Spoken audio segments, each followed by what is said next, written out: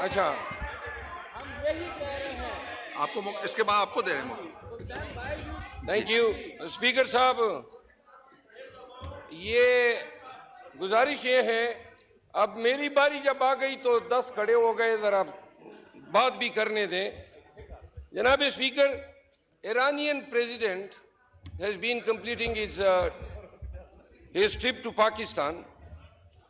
The nation has yet to hear from the government spokesperson as to what has been the outcome of the parleys between the two states about the Iran-Pakistan gas pipeline.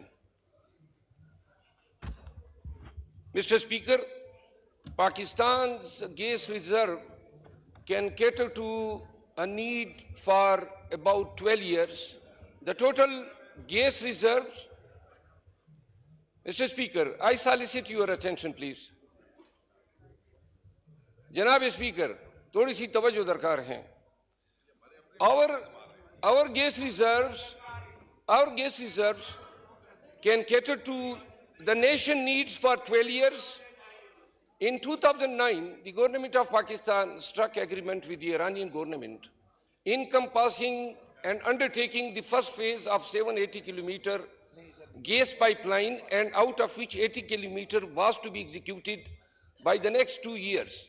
Despite the lapse of more than 16 years, the government of Pakistan has yet to materially come out with a plan as to whether the government is proceeding ahead with what was decided in the year 2009, number one.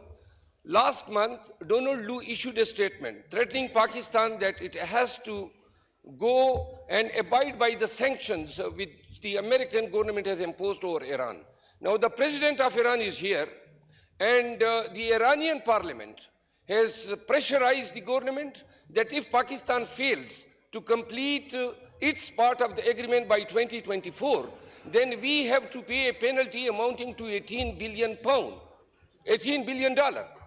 Now, when the president of Iran is here, and we welcome the visit of the brotherly Islamic country head, at the same time, the Pakistanis need gas supply, and through Iran gas pipeline, we expect that it will be at favorable rates, number one, and the supply will be firm.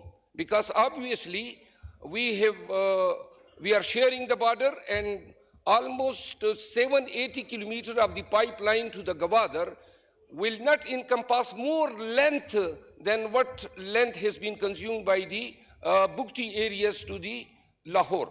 So I conclude, the Pakistani people will expect a statement by the foreign minister as to whether this aspect of the matter was discussed, number one.